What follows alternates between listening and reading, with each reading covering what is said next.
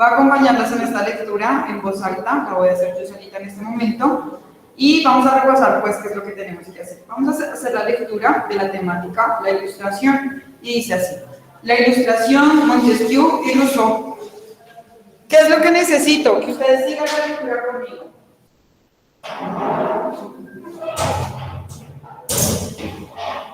Que ustedes sigan la lectura conmigo, me acompañen en la lectura, y de esta manera vamos a cobrar significado. Voy a preguntarles a ustedes al finalizar cada párrafo que leo, al azar, voy a preguntarles a algunos de ustedes qué entendieron, ¿les parece? Les voy a preguntar al azar y por eso necesito que todo el mundo esté siguiendo la lectura, por eso la estoy proyectando en la pantalla, ¿vale? Dice así, la ilustración, Montesquieu y Rousseau. La ilustración fue un movimiento intelectual del siglo XVIII que buscaba reevaluar la visión de vida que tenían los europeos sobre el gobierno, la religión, la economía y la educación. La ilustración creía en la razón y el pensamiento y la capacidad del individuo para solucionar problemas. Se le llamó la edad de la razón. La ilustración trajo grandes cambios en Europa. ¿Listo? Muy bien. ¿Se encuentra presente la señorita Fe Ortiz María Alejandra? María Alejandra Fe Ortiz, ¿estás? Señora profe. Listo, María Alejandra. De ese primer párrafo que acabo de leer, ¿qué entendiste? ¿Qué dice ahí?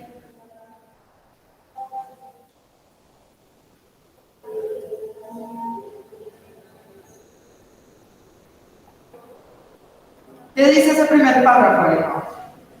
Pues la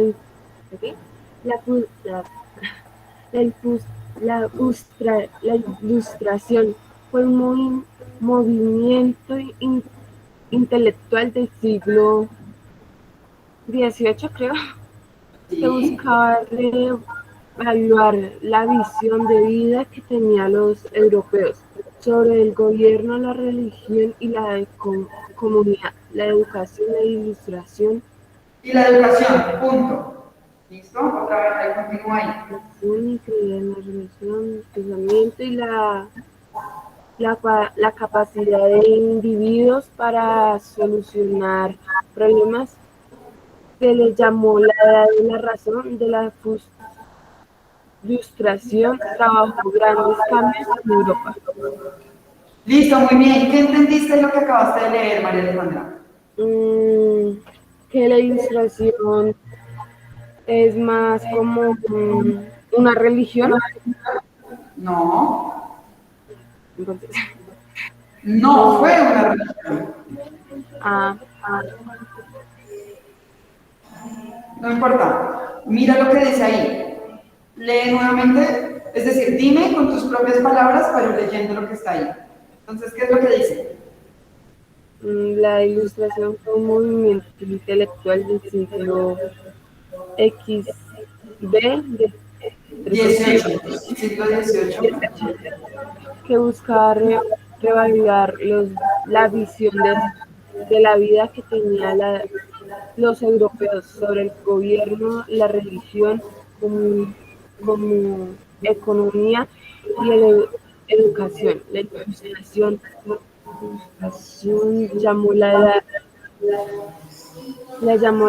de la razón. De la ilustración trajo grandes cambios en Europa. Listo.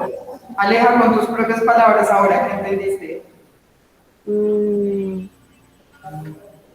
Que la ilustración es, bueno, aún sigue siendo la edad que uno averigua las cosas, o para saber más de cosas. No te vayas muy lejos, no supongas tantas cosas, solamente con lo que tenemos acá, ¿listo? Entonces tú me puedes decir fácil, profe, la ilustración fue un movimiento intelectual del siglo XVIII, ¿listo? Eso fue lo primero que tú me leíste y es lo que dice ahí, es un movimiento intelectual del siglo XVIII. No lo confundan con la religión, por favor, sino con todo lo contrario. Vamos a decir que la razón, el pensamiento y la capacidad del individuo para solucionar problemas era el punto central de esto, ¿listo? Se le llamó también a la ilustración como la edad de la razón, no de la religión, sino de la razón. ¿Listo? Gracias, señorita María Alejandra. Voy a leer entonces el segundo párrafo, espero que todo el mundo esté aquí piloso y pilosa de qué dice acá, porque puedo llamar a cualquiera en ese momento para que me diga qué dice ahí. ¿Listo? ¿Qué fue lo que entendimos? Continuamos. Los seguidores de esta corriente, ¿de cuál corriente? De la ilustración, formaron un grupo que se le llamaba los filósofos. Científicos como Newton les enseñaron a aplicar la razón para explicar el mundo a su alrededor. El progreso se daba por descubrimientos científicos en la química, física y biología. El hombre comenzó a ver el mundo desde una perspectiva menos religiosa. Ojo con esto. El hombre comenzó a ver el mundo desde una perspectiva menos religiosa. Es decir, no había que apelar a Dios como explicarlo todo, para explicarlo todo. La ilustración promovió la tolerancia religiosa y se deshizo de la superstición. También realzó al hombre como individuo y éste descubrió maravillas dentro de sí mismo. Aplicar la lógica. Al aplicar la lógica, el individuo de la edad de la razón, quien creía en sí mismo, sabía lo que estaba bien y lo que estaba mal. No necesitaba que nadie se lo dijera. El gobierno existía para promover el bien de la comunidad, para favorecerla y no para castigarla. Debía estar en función del individuo y no al revés. Siendo así, era inaceptable que el gobierno fuera corrupto, porque esto iba en contra del bien común. ¿Listo? Hemos terminado entonces esta última parte. Espero que estén ahí concentrados, que no estén con los teléfonos celulares ni nada por el estilo. Arisa Pinzón, Daniel Esteban, ¿estás?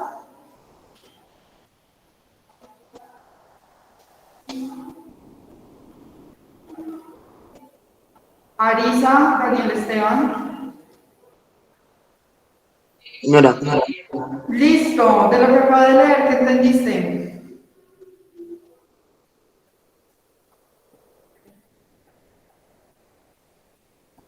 señora, De lo que acabo de leer, de ese párrafo que leí, ¿qué entendiste?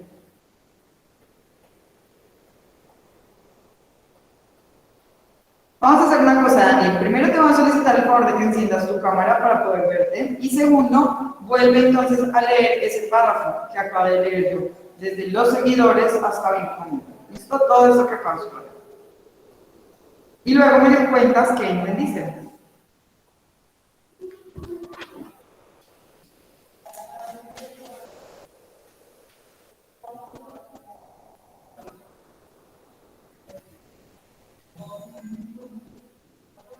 leo eso, profe. ¿Sí? O si me puedes decir qué entendiste sin leer, también. Pero si es necesario, leerlo.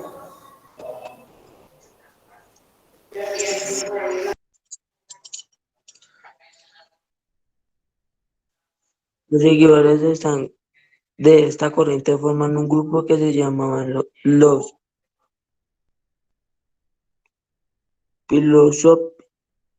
filósofos, científicos de Newton. Le enseñaron a aplicar la razón para explicar el mundo de su alrededor. El proceso se daba por descubrimientos científicos que en la química, física y biología el hombre comenzó a ver el mundo desde una perspectiva menos religiosa. Es decir, no había que pelear a Dios para explicarlo todo. La ilustración promovió la tolerancia religiosa y se deshizo de la suspensión. También se realzó al hombre como individuo y hasta descubrió maravillas dentro de sí.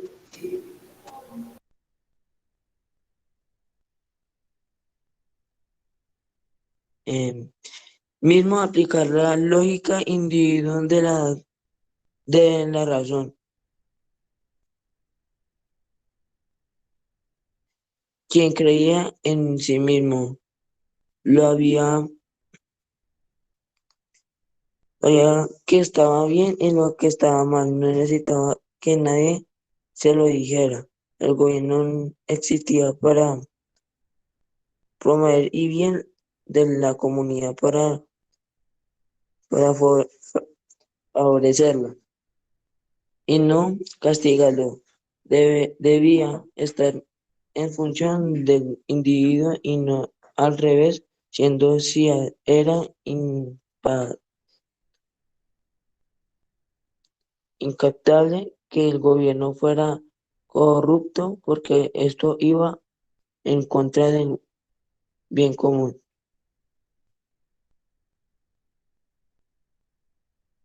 ¿Qué entendiste?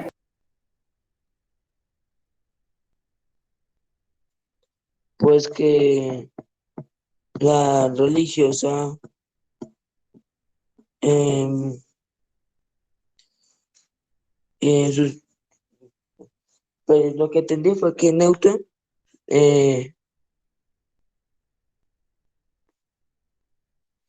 esto es que Newton, Solamente tiene una inexistencia reportada. Entonces, yo la verdad no protejo. Ok.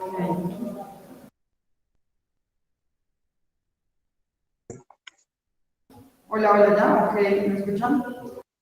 es porque tal vez no me Ya, falta profe, ya se te que escucha. Te voy a pedir un favor, Daniel. ¿Me escuchas bien, tú a mí? sí se la escucho. Bueno, porque yo a ti no te estoy escuchando muy bien por dos razones. Una, porque estás como leyendo con la voz así como muy pasita.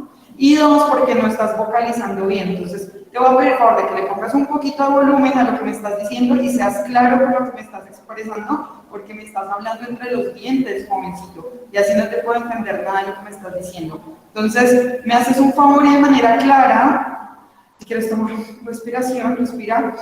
Y dime, ¿qué entendiste de lo que dice ahí exactamente? Y vocalizando, con una buena entonación de la voz.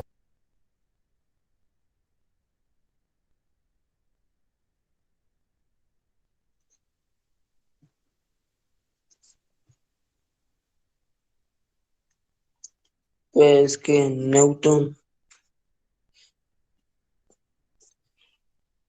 explicaba el mundo a su alrededor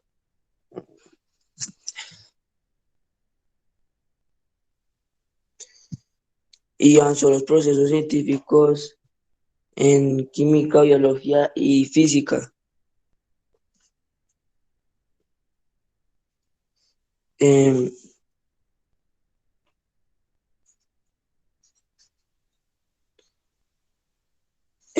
pues tal vez que Newton no le importaba la guerra. No te entiendo otra vez, estás perdiendo el tono de la voz. Ayúdame con el tono de la voz. ¿Qué más dice?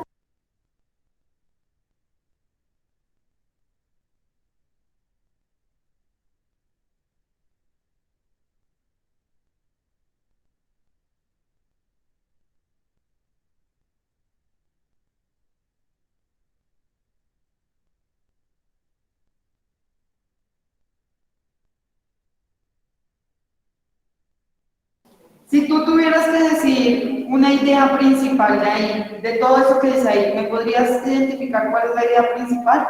Puedes leerla en voz alta, es decir, de todo ese texto que está ahí. ¿Puedes ver alguna idea principal?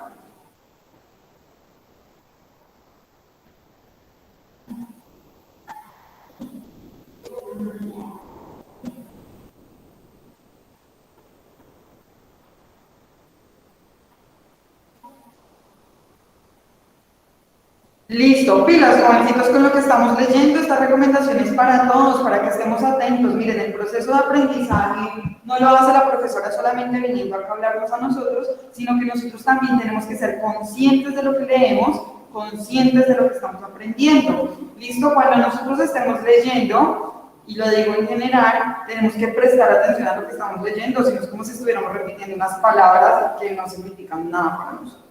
Entonces, necesito que ustedes sepan que ustedes vienen al colegio a aprender cosas nuevas. Con eso su cerebrito también se prepara y como es un músculo también se entrena para decir, listo, vamos a aprender cosas nuevas y ustedes sean conscientes de que aquí vienen a aprender cosas nuevas. No que la profesora esté por allá hablando sola, que ustedes, digamos, yo acá toda preocupada porque no se nos pierda ningún contenido temático y ustedes de repente pues estén menos interesados que yo, pues más interesado el perrito de la calle como en entrar al colegio que ustedes en estar pendientes de las clases. Entonces, más bien les voy a pedir el favor de que seamos muy conscientes de lo que estamos haciendo. Listo, estamos en la ilustración, estamos aprendiendo sobre la ilustración y de este párrafo me gustaría extraer esta idea principal. Dice que la ilustración, lo que nos dice acá, es que hubo una serie de filósofos científicos, como por ejemplo Newton, que empezaron a aplicar todas esas fórmulas, como por ejemplo la lógica, o todo lo que se utilizaba como método científico de la química, de la física, de la biología, lo empezaron a meter a otros campos, como el campo del ser humano. Así, la ilustración pues promovió tolerancia hacia la religión, pero sobre todo quitó y eliminó la superstición como una forma de pensamiento. Más bien, aplicó la lógica al individuo, por eso se llamó la edad de la razón, porque aplicó más bien el razonamiento. No solamente dijo, no, es que Dios lo quiso así y ya, sino que esta vez hizo uso de la razón, de su propio pensamiento, creía en sí mismo y no estaba esperando a que el cura del barrio, a que el cura de la iglesia le dijera que estaba bien y que estaba mal, sino que ya esa vez iba a tener un fuero personal. Individualmente cada persona iba a tomar sus propias decisiones. Adicionalmente, esta lectura nos habla del gobierno, ¿cierto? Iba a decir que ya el gobierno, no como en otra época, estaba dedicado a castigar a las personas, a castigar y a reprender a sus habitantes, sino que esta vez el gobierno va a estar en función de los ciudadanos y debe servir a los ciudadanos. Por eso hablamos del bien común. Empieza una edad de la razón, no ya de la tortura y eliminamos toda esta parte oscurantista, sino entramos al siglo de las luces, ¿cierto? Al siglo de la razón, donde esta va a tomar por asalto todos los aspectos de la vida. ¿Listo? Voy a solicitarle el favor a Sara Nicole Castillo Huertas, ¿estás? Sí, señora. Listo, Sara. Ayúdanos entonces con la lectura de los postulados y al finalizar nos los explicas cada uno de ellos, ¿listo? Desde acá.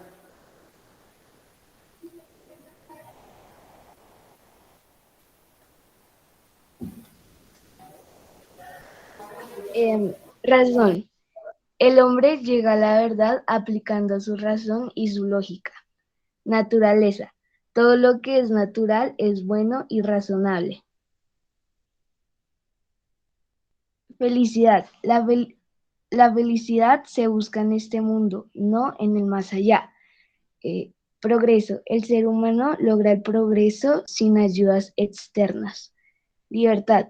La libertad de expresión, prensa, pensamientos, palabra, reunión y credo, religión son necesarias. Derechos naturales. Los derechos a la vida, la libertad y la propiedad son innatos.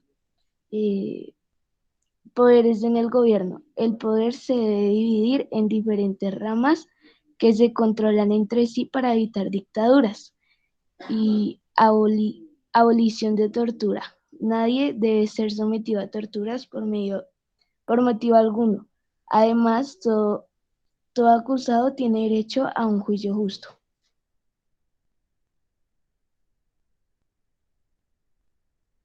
Listo, muy bien. Sara, eso que acabaste de leer, ¿qué era?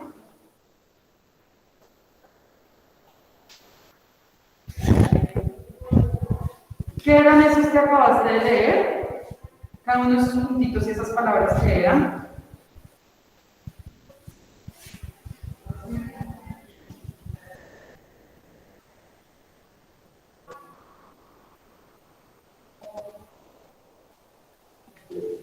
¿Qué serán?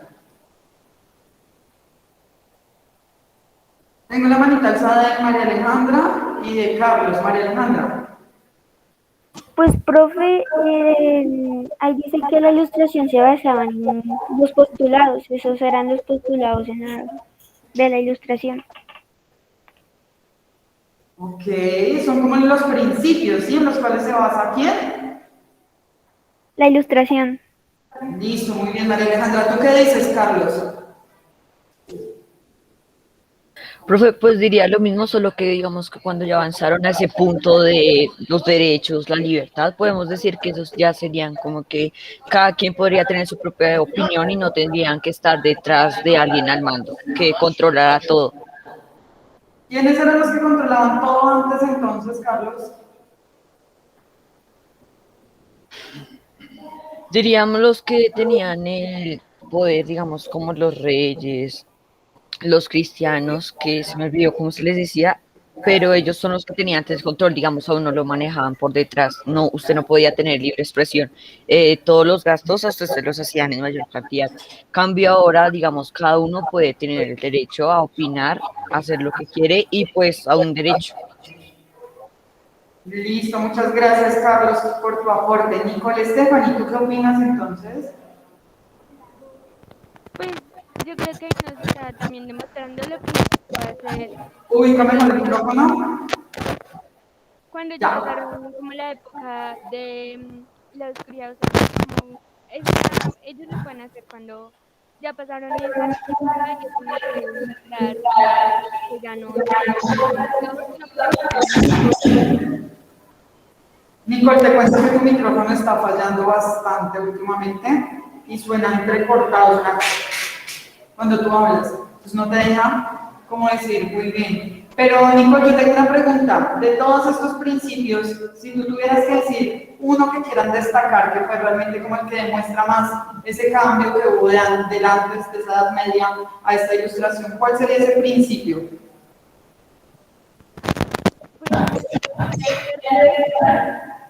La libertad. ¿Qué dicen el resto? Sara, ¿tú qué dices? Sara Nicole. Señora, perdón. Los postulados que vimos de eso, que la razón, la naturaleza, la felicidad, el progreso, la libertad, los derechos naturales, los poderes en gobierno y la abolición, ¿cuál de esos tú le darías más prioridad? ¿Cuál sería ese que más destacas? ¿Estás de acuerdo de pronto con el problema? ¿Cuál? La libertad. La libertad. Muchas gracias, señoritas. Y sus compañeras tienen razón, y Carlos también tiene razón. Definitivamente, ese cambio, esa transición de tener ese pensamiento dominado, ¿cierto? Donde la razón se encontraba determinada ya como por una serie de principios, ¿cierto? Ya se encuentran establecidos. Entonces pasamos a un estado de cosas donde ya no te dicen a vos cómo pensar, ya no te dicen Diosito dice que hagas esto, nadie te dice que está bien y que está mal, es decir, hay una suerte de divorcio, ¿cierto?, entre la ética y la religión. Cada uno de ustedes ya va a tener su propia postura, ya va a poner su propia relación con el mundo. Y en ese sentido, pues cuando vos ya tienes la libertad, aumentan otros principios como la felicidad, el progreso, y se le adjudican una suerte de derechos, ¿cierto?, a las personas. Más adelante lo vamos a ver con la Revolución Francesa y una serie de revoluciones burguesas que buscan eso precisamente, un rescate de los derechos universales del ser humano, el rescate de los derechos del hombre, y vamos a verlo aquí más adelante también. ¿Listo? Muchas gracias por sus aportes. Le voy a solicitar el favor a Edison Leonel González Galicia. ¿Te encuentras?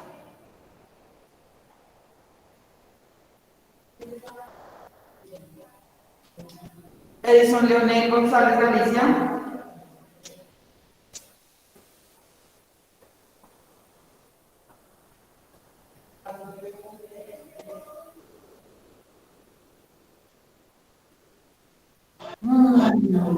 ¿No está Edison? ¿Nos dejó? Dana Yasmín Gualteros Ulloa. Señora, Listo, Dana. Lee este párrafo. listo. Uno de los más famosos representantes de la ilustración fue el escritor François Voltaire, 1694-1778. Nombre de pila, François Marie. Defensor de ultranza de la razón. Fue ferviente admirador del Locke con su teoría de los derechos naturales y del pesimismo. Con sus formulaciones basadas en la razón y la observación con estricto condicionamiento del nivel. Usaba su sátira demoledora para desnudar las fallas del clero, la aristocracia y la monarquía. Abogaba por la tolerancia, la libertad de expresión y la libertad religiosa, aunque consideraba que en general las masas humanas eran crueles y simples. Sus escritos y formas de pensar pusieron a muchos a reflexionar. Listo. Listo, muy bien, Dana, súper. ¿Qué entendiste? ¿Qué destacas de ahí? ¿De qué habla ese párrafo? Bueno, que Voltaire apoyaba mucho la libertad y la libertad de expresión, y que pues rechazaba eso de la aristocracia y la monarquía. Y escribió también un libro.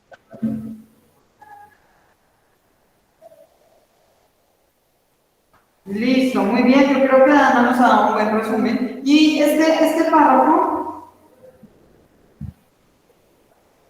eh,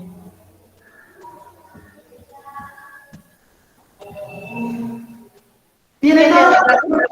Dime. No, que tú tienes razón, porque pues este párrafo efectivamente nos está hablando de Voltaire, o sea, dice Voltaire. Su nombre de pila era François-Marie Arouet. ¿Listo? Y definitivamente él fue uno de esos más significativos sujetos de la época. Es más, junto con Montesquieu y Rousseau, pues es uno de los que vamos a destacar. Sin embargo, dentro de nuestro cuadrito no lo tenemos, pero ya Dana nos ayudó perfectamente a aclarar. Expresiones tales como la tolerancia, la libertad de expresión y la libertad religiosa son esas palabras, o más bien esos conceptos que se nos tienen que venir a la cabeza cuando nosotros estemos hablando del escritor francés Voltaire. ¿Listo? Nos vamos entonces con este segundo párrafo, con este otro párrafo, con este segundo autor. Muchas gracias, señorita Dana.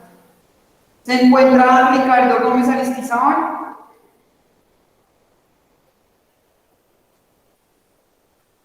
Sí, Listo, muy bien. Ayúdanos entonces leyendo este otro párrafo.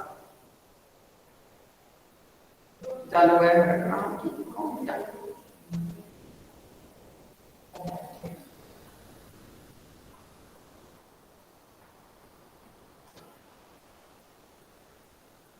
¿Listo?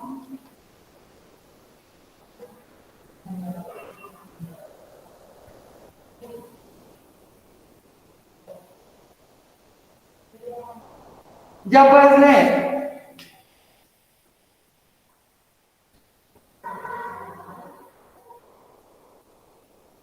Ricardo, ya puedes leer cuando quieres. Pues, ojalá más pronto que tarde.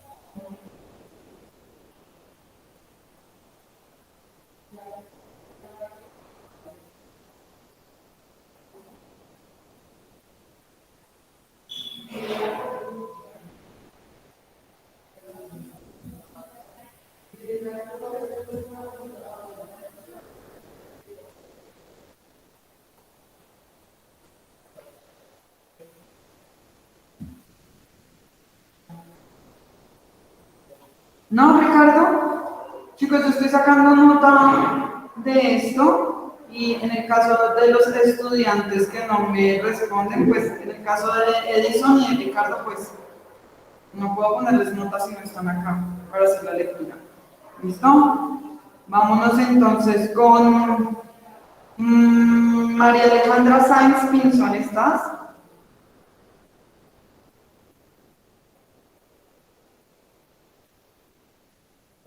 María Alejandra Sáenz Pinzón.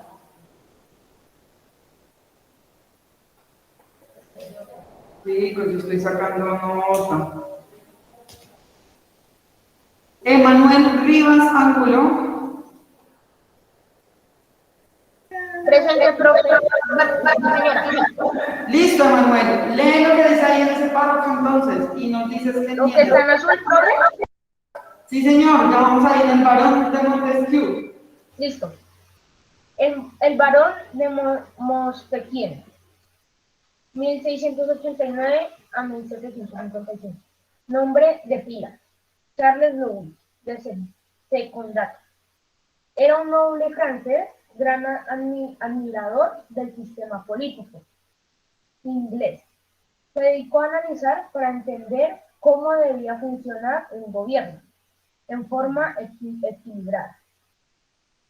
Escribió un libro llamado El espíritu de las leyes.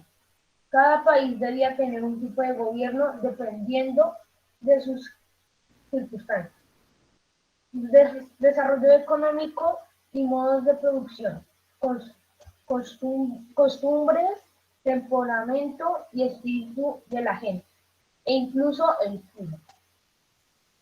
Planteaba la existencia de 3 tipos de gobierno: república, una función entre democracia y aristocracia; monarquía, gobierno un rey; o despotismo, gobierno autoritario sin limitación de las leyes. Era enemigo del despotismo porque en este tipo de gobiernos la gente obedecía por miedo. Montesquieu pensaba que la ley es una norma o regla de conducta humana que debe ser obedecida. Es la expresión de la voluntad de la gente para el bien común. Existe una ley natural que es igual a la razón y que hay que obedecer. Ya, profe. Ya hay que observar, listo. Emanuel, tómate tu momento, tómate un tiempo y nos dices, ¿qué entendiste de lo que dice ahí? ¿Qué dice ahí entonces con tus propias palabras? Pues, profe, lo que entendí de ahí es que él era alguien del gobierno y que hablaba para las personas. Pues eso fue lo que entendí yo, profe. Ok, ¿algún otro dato relevante? ¿A qué se dedicó él? ¿Qué fue lo que él quiso estudiar? ¿Qué era lo que estudiaba él?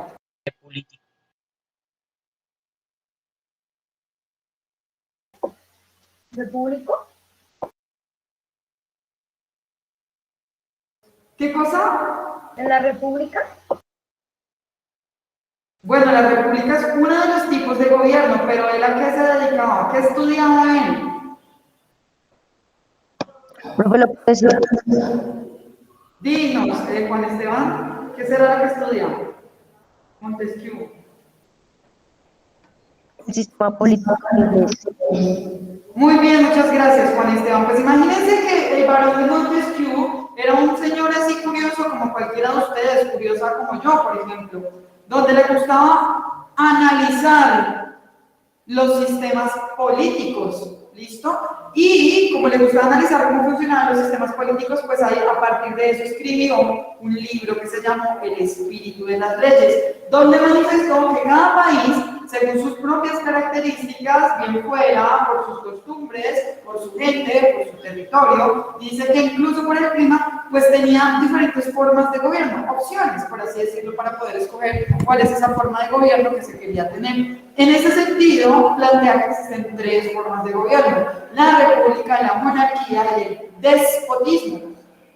Este despotismo tiene que ver con una actitud autoritaria. Hay una sola persona que gobierna y gobierna de forma autoritaria. Mientras que la monarquía pues, va a ser gobernada por un rey, y finalmente la república, que es la forma que tenemos nosotros hoy día de Estados modernos, nosotros nos llamamos la República de Colombia. ¿Sí han escuchado o no han escuchado que nos llamamos la República de Colombia?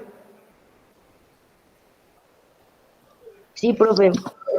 Listo, ese es nuestro nombre completo, República de Colombia. Y bueno, porque tenemos una combinación de democracia participativa. Pues estas ideas ya surgen, imagínense, Montesquieu nació en 1689. Y justo con este tipo de sujetos y de pensadores es que van a nacer los esquemas políticos, la forma en cómo se van a organizar los países. ¿Listo? Adicionalmente, va a estudiar las leyes, va a estudiar las normas. Y para ver las leyes y las normas no es la tiranía de un sujeto, ni la actitud de un rey para dictar lo que está bien y lo que está mal, sino que más bien es la expresión del pueblo, es la voluntad soberana. La ley lo que tiene que hacer es ser el mayor esplendor de la decisión política que tiene un pueblo. ¿Listo? Es más o menos lo que nos dice ahí. Ahora, ayúdame Juan Esteban leyendo este último pedacito. El gobierno debía ser estable y ordenado y debía salvaguardarse la libertad política del individuo. Esto se lograba por medio de la separación de los poderes en tres ramas. El poder ejecutivo, rey y ministros encargados de hacer cumplir las leyes. El poder legislativo, parlamento encargado de formular y aprobar leyes. El poder judicial, jueces encargados de interpretar las leyes y decidir cómo se deben aplicar en cada caso. Listo, con tus propias palabras, Juan Esteban, ¿qué es lo que dice ahí? Las diferentes formas de esa política en ese tiempo. Ok, ¿y quién, esas formas que aparecen como está ordenado, quién lo decía? ¿Quién dijo eso?